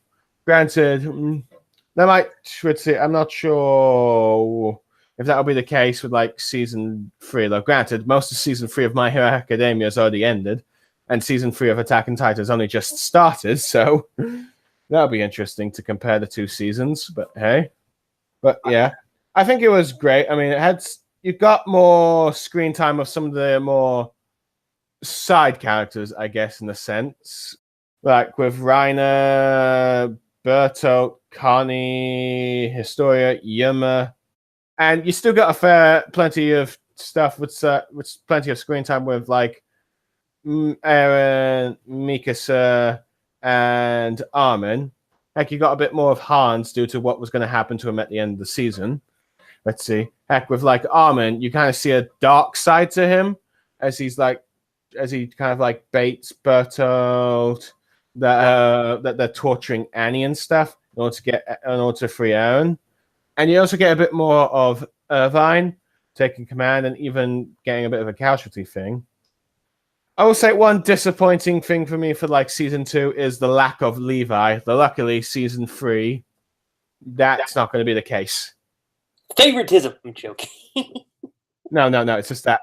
I know. I'm pulling your leg. I know. Some people are like that, though. Some people are like that. It's like this season was sucked because my favorite character is there. Like, yeah, I'm not. Okay. I'm not complaining about that. I know. I'm not complaining about that. But let's see. But I'm pretty sure, like, you guys can all confirm that Levi is like the fave from the fave for many people when it comes to the series. Oh, yeah. Let's see. So it's a little. So I suppose for Levi fans, they waited 4 years to see more Levi badassness, but sadly that didn't happen. But let's see. He did get at least a nice character moment at the end. I mean, unfortunately, it kind of sucks that his leg was still recovering, so that's why he was a bit active. Then again, I suppose if Levi was there, Bertolt and Reiner would probably not make it out alive. That is true. Because there's no way those two would be a match for him with his level of skill. Oh yeah, that's sure. So maybe that's one of the reasons why is not there. But yeah, overall, I think I give season 2 an 8.5 out of 10. Let's see, season 9 is a 9. Well, let's see. Well, this would be like an 8.5. I might change the score, but yeah, it's still a quite good season and all that stuff. But let's see. I think it's kind of downplayed a little bit because of how long we had to wait for it. That's true. What are your thoughts, Lucky Chi? My thoughts on season 2, well, the only gripe I have with season 2, again, is more so how long we waited for the second season and knowing that it was only going to be 12 episodes. That's it, though. Outside of that, the season of Attack on Titan for 2 delivered immensely. It did have, a couple things that weren't exactly perfect, but in terms of adaptation, in terms of going from the manga, going from the anime, especially the betrayal scene, especially the finale of season 2, I think it worked out pretty well. It was more character-driven based, which is kind of something I'm more geared towards. And I'm not saying that plot-driven is exactly a bad thing, but that did kind of keep me more invested coming off from season 1. So, given from that, and what we were given with season 2, and knowing that when episode 12 ended, hey, we got the announcement for season 3, and the fact that we had the volume covers from 13 to 22, I was like, okay, I already know where exactly how many. I wasn't exactly sure if we were going to get 20 episodes, but it was kind of heavily indicated given what they were promoting. So I'm like, okay, so season 3 was going to be more paced into what season 1 was. So in hindsight, kind of what I said earlier, it worked out in the end. And given my thoughts on season 2 with what we had, with Aaron, with the rest of the Survey Corps, with Reiner and Bertolt, with Ymir, Historia, worked out 100%. So my overall reading on season 2, if I had to give season 1 a rating, because at that time it was still it was my old system rating, but season 1 as a whole for Attack on Titan, I would have given it an amazing. Season 2, amazing plus. It's an improvement, but like I said, it does have a few faults in it. Not bad, just minor things. And that's kind of just my final thoughts on season 2, which now gets us to the last topic, which could have been used had season 2 not started, but it's still fairly early on, so it's not too much to ask for. Expectations for season 3, which right now, given the first couple episodes, there have been a few complaints. I'm not going to say exactly what season 3 is about, because I know a couple people haven't seen it yet, but pacing was kind of been the big talk about that. But it's still early on, and we are going to get more things. We are. The story's still going to be told. Make no mistake about that. It's just going to be told differently, which isn't necessarily bad. And yeah, like I said, the pacing of season 3 right now with the first 2 episodes, it can be considered a little jarring, but I do think it'll pay off in the long run. So as far as my expectation for season 3 goes, again, 24 episodes confirmed. Going to be covering the 2 arcs, the Uprising arc, which is the arc we're in right now for the anime, and then the Return to Shiganshina arc, or in my abbreviated phase, the Walmaria arc. And honestly, I'm just really looking forward to a lot of things that are going to be coming, similar to what we had with season 2, with the moments that we got from the Clash of Titans arc. And that's just my stance on my expectations for season 3. But what about you guys? Sparda. So expectation for season 3? Mm-hmm. I just expect to be amazing. This is all I can say. Let's see. Like it's just as a guy who read the manga, of course, and the fact that again Izuyama is behind the scene, like really behind the scene. It's not like, what are you doing to my manga? What are you doing to my source? It's not like utter betrayal of like skipping a lot of things, fast forward, all that stuff that a lot of series have been lately suffering in terms of adaptation. You know, so as a guy who knows the manga source, it's not like with the other series I have, like when it's like, oh, anime up, usually when it comes to anime for me and I read the manga source, I would have been like, oh man, I know this scene is coming up, so this is the only time where they want to see. And then when that scene is done, and I'm like, okay, I remember the arc after that. I could kind of hold on to my anime, so I just usually do that. For Attack on Titan, in this case, you know, I wouldn't say I was gonna hold on for the Uprising arc. I was gonna more like just watch it. But my adrenaline rush will come in when the second half of the arc brings in. But again, I'm not gonna spoil you here. But now that I know that they changed the pacing, they're gonna rearrange a lot of things. That's interesting. I'm actually excited to see how they're gonna change it. Now, of course, it's only first 2 episodes. And if you're like the hardcore base, again, you gotta be precise. You gotta be every precise. You might feel cheated, I guess, for the lack of a better word. But I don't know. Again, you just have to wait to see how everything unfolds, and then you'll be like, okay, that was a good idea.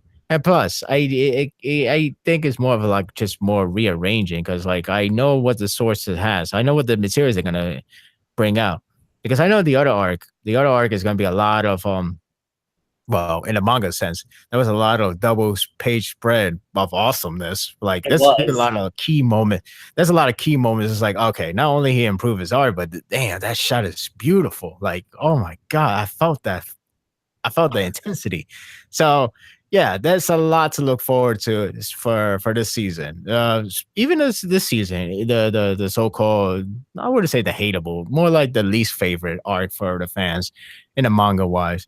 But there's some things that you should really look out for, and I cannot wait till that moment happen because I know this guy who plays Eren.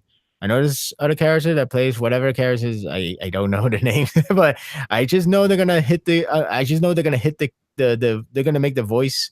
They're gonna sell it. They're gonna sell it like they're gonna sell like I don't know, the most popular rock concert in the universe. I don't know. They're gonna just sell it. I just know it. So I cannot wait for that scene to happen. Cannot wait for a lot of things that's gonna happen afterward, and especially the second half. So I'm like, there's a lot of things to look forward to, and I'm the guy who read the manga, and so take it by me. There's a lot to look forward to, and you cannot imagine how excited I am for this season. For me, well, let's see. For season 3, I was expecting more of like the standard opening, but I've seen the opening, and that's how I knew that season 3 was already out. I was a bit surprised because season 3's opening felt more like a slice of life opening or more of an ending for Attack on Titan. But given, I guess, the fact that season 3 doesn't have more of the apocalyptic feel or like that many. Given the context, you're not going to see much of like the doom and gloom kind of thing, at least in the normal sense. I can understand why they've changed it in a sense, but I don't know. I guess I was looking for a bit more of a action-packed opening, but all right. I mean, it's fine on that bit. As for like my hopes of seeing, I kind of don't want to spoil, but if you know the arc already, you should know why the open is different. Oh yeah, for sure. Yeah.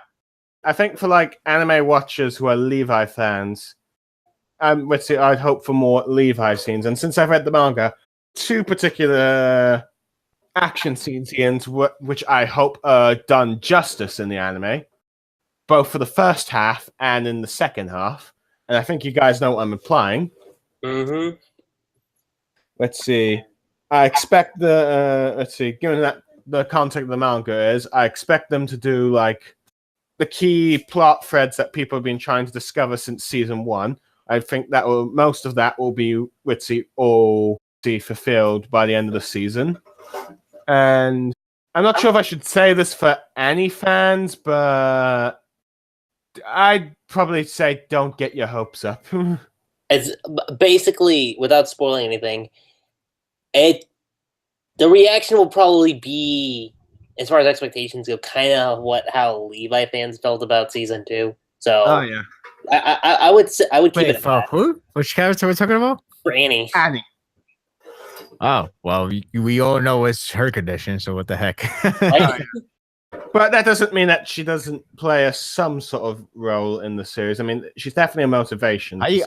Right, but how are you gonna play a role when you're in that status? I know, but it's Yeah. more. I said it's more of a motivation kind of role, kind of thing. Like, Okay.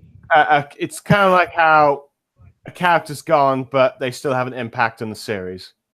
Oh yeah, but still, it's called That's when. kind of, but yeah, yeah. Never mind. But let's see. I'm confused. I'm You're just being nitpicking. I must not let this show overtake me again. Yeah. Okay, fine. I'm confused. You are like that. You are like that.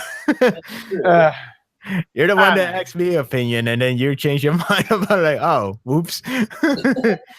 Never mind. Fine. Okay, but yeah, I expect let's see, the Uprising arc and the Shigansha arc to each be 12 episodes. Now, granted, it wouldn't surprise me if the Uprising arc is an extra Britzy 2 episodes, while the let's see, Shingansha arc is 10 episodes. But that's how I expect the structure to be, given the content and the pacing of each arc. Let's see, and since it's confirmed that there's going to be some changes in season 3, I mean, I hope I don't mind it so much as long as it improves the story, because sometimes you kind of need to change or add scenes just to expand and make things better. I think My Hero Academia does this to good effect.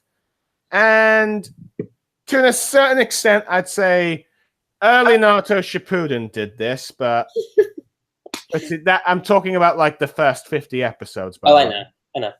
Not, let's see, what happened after during the pain arc and after. I think that's what I overall hope for season 3. Okay. I already can kind of bring up my expectation for season 3, but I do want to add this in, because it revolves around Historia, and I'm not going to spoil exactly what it is, but if you guys remember, in season 1, she kind of had that archetype where it was kind of similar to Hinata in a lot of ways, and I was like, I mean, she's okay, but she doesn't feel like she's going to be that important. But season 2 kind of showed some cracks into her characters where she's not exactly that archetype. But, and again, without going into any spoilers, season 3 definitely takes all that away.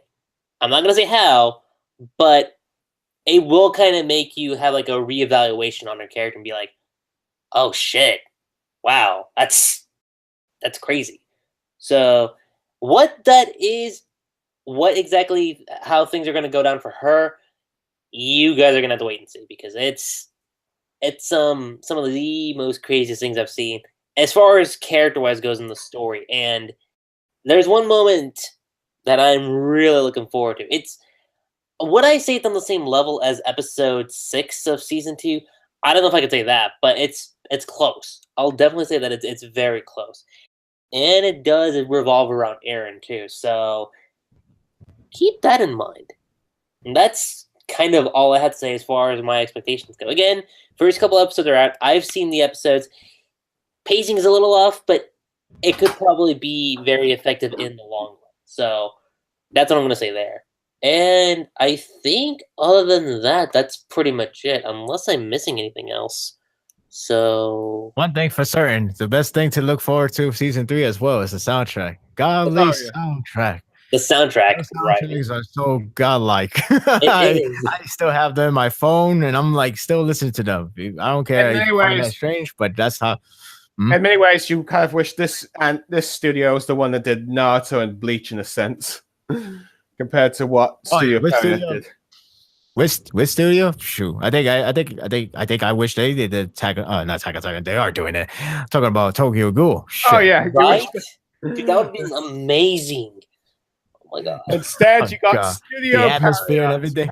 everything. Instead, you got Studio Period. Expectations got. Let's see who haven't done a good anime. Oh god. Who so far the only anime they've done justice to is Yu Yu Hakusho. Yu Yu Hakusho, the other one that the other one I know of, and it was a while ago, but oh shoot, I'm blanking on the name. Akatsuki no Yona. There we go. That's the last one they did good. Yeah, that's the last one. What happened? That was the last one. That was like the rare gem. I don't know. Maybe they quit and go to Boruto? Somewhere. Field Studio, whatever they call. It's like, well, we like the fields, but you guys have ruined the field, so I'm going to the field. I don't know. Hey, like the Bard's saving grace is the Yu Yu Hakusho Bleach director. That's the only thing. That's true. That's true. That's the only thing. It's helping and the animator that comes once in a lifetime lately. Well, okay, that's a lie. He or she comes like in a once in a blue moon. First Sakura versus that Shin? man. You ready? Shin Thank you. Uchiha. Yeah, and the other one, the 2 episodes ago, you know what I'm talking about. Mm-hmm. The recreation of the movie, but this time his style, which actually pretty damn good. Other than that, Studio Period does not want to share any other love for any other series. That's why Black Clover cannot get the recognition it should have. Right? Like, okay, could you imagine Black Clover in the hands of which studio? Well, that seems very new because I was like, which studio doing something like Madhouse. Let's see. I could see them doing like Madhouse, Madhouse or Bones as like the studio that did Fairy Tail. The thing about Black Clover, it literally relies on animation. And I know it sounds funny because you'd be like, doesn't every other series does? But when I say animation, like a lot of series that's just about drama, they could get away with lack of animation. We just have to be careful with the art design. But in terms of animation, that series has a lot of thing going on, magics and all that crap. So you need a top tier animation to make it come alive. And then everybody would be stoked about it. Yeah, maybe it's too. Yeah, they got the cliche stereotype, whatever you want to call it. But still, the action would be like adrenaline rush. That's what Black Clover rely on. But because of Studio Period doesn't want to share that rush, why not? and it doesn't help. They pull a. We're kind of getting close to the manga, even though that's really not even true at all. We're still gonna filler in some scene. Like, really? How will you put filler scene when there's everything is already established before? And you got a lot of materials in the manga. Why the hell are you stalling? So yeah, you tell me why Studio Period is not fitting for this crap. Shh. Tokyo Ghoul fans, don't worry. We will get a reboot. I hope one day. If not, look forward to the live action movie because that at least is justifiable. Well, let's see. I don't know. I mean, I don't think you're gonna get another like Full Metal Alchemist Brotherhood kind of style adaptation. Blue Star, don't rub it in. Don't rub it in. After all, once Studio Period gets its hands on something, it's stuck for life, it seems. That's not true. Hunter x Hunter says, hey. That's true. Hunter x Hunter got a second chance of life, even though the first one was actually not that bad. It was actually good. But did Hunter x Hunter step beyond? Wait, did Hunter x Hunter was done by Studio Period originally? Originally. Yeah. Yes. And then 2014 happened. Mm-hmm. No, 2011. Was it 2014 or 11? It was 11. Yeah. Then 2011. And then 2011 happened with Madhouse Studio, and the rest is freaking history. It was like godsend. Oh yeah, it did, dude. Like, let's see. Had fillers bits though in the Period version, so that Hold on, it says that the anime So television. fingers crossed. Well, actually, it One says day. that, guys, it says that the original anime studio that did see the original Hunter x Hunter was Nippon Animation. I think they had like associates, if I recall. Yeah. Okay. It's kind of like what Tokyo Ghoul. It's like Tokyo Ghoul Red. They got Studio Period Plus, whatever they call. Oh, okay. Which is why the art design and the whole color scheme is very different from the first two seasons. Oh yeah. Which I gotta say, looking back at the first season at least, the art design is different, but I did appreciate the detail, like the shades, the shadowing. It was really good. I just didn't like the pacing. The pacing was bad, but very bad. but if I have to go back and have no choice but to go one direction, I will go back to season one direction. All right, fair enough. But boy, I can't wait for what to do with the second half of like Tokyo Ghoul Re. Oh, don't even. Don't even. On a positive note, let us actually end off this podcast with the favorite opening, season 1 or season 2. Sparda, you go first. Crap. I don't know why. I like season 1 episode opening 2. I maybe not the best visual because it's pretty much shows like the gear itself, but I like that song. That song sounds very final. Like, yup, we all went through so many hell, but this is the finale, baby. It feels that way, especially I guess the last part. It's like da da da. It's like freaking heavy. I don't know. But the first one is always memorable because, well, it's the first one, but it is pretty catchy and it does make it better with the visual. It's like, damn, it's like, I was so pumped up. Feel like I had foodgasm. I was just randomly stripped and I just get like 10 pounds of muscles, abs and everything because it makes you feel super hype. I get that. Sasage, I like that a lot too. Especially it's like, it's been damn long. It's like, oh my God, we haven't opened for so long. And Sasage is so cool. Sasage. It is pretty cool. I would say that too. So yeah, I don't know. I really love the sound. I really love the song for opening 2 version. But if I got to pick one, I guess I would go with maybe the first opening. Yeah, I'll go with the first opening. Let's see. Season 1 first opening. I think for me it'll be just because of the Sorry, go on. Just go on. No, I just gonna just saying. I would choose the first opening of season 1 just because of the magnitude. Like I mean, just feels like we're seeing Titan versus human. Let's freaking do this. I think that's also that one is used like for nearly every. I think there's like even a lot of videos saying that this song can be used for anything. Yeah, that too. Same thing with the Attack on Titan theme. Oh yeah. Anyway, go on. I think it'd either be season 1's second opening or season 2's opening. But it depends on my mood because I guess let's see, season 2 just feels a bit more, gets you a bit more pumped up and something like that. And it's like a finale, damn it. Oh yeah, in that kind of sense. And season 3's opening, I quite like the scene where like the battlefield where the like Colossal Titan throwing rocks and and then just like Eren just going through the battlefield, behind the scouts, and then this Mikasa throwing him, and then he's transforming into his Titan form, fight and ready to charge at the Colossal Titan thing. I think the only thing you talk about opening 3? Yeah, opening season 3. Yeah, season 3. Yeah, well, for the record, I haven't seen that opening, so I can't. No. I'm talking about season 2's opening. Oh, season 2 though. So where the Colossal Titan's throwing like a bunch of rocks. Let's see, horses are trying to avoid. I think he just. That was cool. But when he turned to Titan, he was going against the Armor Titan. Yeah, that's what I was saying. Let's see. You're not listening. You said Colossal though. No, I said the Colossal at the beginning and then Armored at the afterwards. Let's see. I heard Colossal again, but go on. Okay, fine.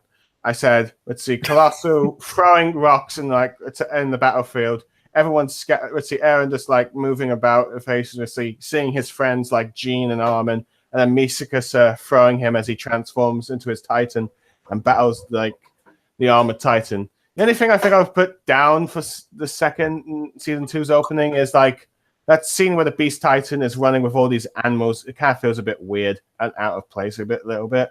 But yeah, I'm going with season. It's supposed to be a mythology style, but I get you. But let's see, let's see, 2's opening just because of the hype it gives. Yeah, let's see, Lucky Chi. As far as mine goes, as far as opening, okay, so season 1's opening and season 2's opening. I'll definitely say season 1's opening it had the magical touch to it, where you were like so immersed into like seeing what exactly happens, and it like the breathtaking, again, the song, the visuals, like it was out of this world. That's the best way I can describe season 1's opening. Now, season 2, I had to ask myself if I really liked it the first time. And the more I listened to it, the more I kind of realized how much I was kind of quoting it. Because I remember every time I hear season 2, like, Sasagayo, Sasagayo, like I would have those moments where I'm like, it's kind of catchy. So, and I did like the visuals very much too, because it did have that hype factor to it too. So the visuals plus the music itself, I think, blended together pretty well. Yeah, the Beast Titan thing with all the other animals is kind of questionable, but it does have that mythological aspect to it. So I do actually find that having that being like a nice little touch. And in terms of which one I think was better, I'm gonna have to go with Sasagayo, and that's kind of where I stand on that. That's cool. I like that song too. I like the visual too, especially like how it's like, oh, look, Eren turns to a Titan. He's about to fight Armor Titan. Is that a spoiler? Well, you see and find out in episode 7. Oh, yay! I think he fights it way. Oh, it's Rider. Shit. And here I thought I was gonna get another opening. Which one was it? 5, 6. I think it's 6 for Shippuden. Phew! I thought it was a bunch of lies. What about episode 6 about Shippuden? No, not episode. Opening, you mean? Opening. Oh yeah, opening. What about the Pain Arc opening? That one. What about the Pain Arc opening? How it had like false. It was basically giving you false hype. Oh yeah, all the false filler fights, which we were talking about the other day. Oh yeah. In many ways, you kind of wish that. In many ways, you kind of wish like those fights actually happened in the series. But remember, yeah, yes, you did. So what do you expect? Oh yeah. I mean, hey, at least they make good openings. At least Studio Perry makes good opening. Huh? Credit for. Look, I suppose Kishimoto's more to blame than Studio Perry for that one, in a sense. Well, yeah, I know. But still, that's false hype. False hype. I wasn't hyped to see a flying. I wasn't false hyped to see. Oh man, I wonder if there's gonna be a flying whale. Well, according to the Sasage opening, oh yeah, that's you don't see me you don't see me thinking about it. Oh man, we're gonna see a flying whale. I can't wait. I know. Like, I remember people were saying that. It's like, there's a T-Rex Titan. Like, no. Guys. I actually comment saying, like, for the record, the last scene is mythology references. Don't think there's gonna be an actual flying whale before you probably say, Final Fantasy much? Yeah, right. Really thinking of. I don't think anyone thought that a flying whale was going to happen, given the fact that there was also a dinosaur in that scene as well. Oh, you never know. So, tie-in, right? You never know. Maybe they found the fossils and they used whatever makes the Titans, and like, yeah, we got a Titan T-Rex now. Some shit like that. I don't know. It sounds like a bad plot point, actually. Now I think about it. Aliens.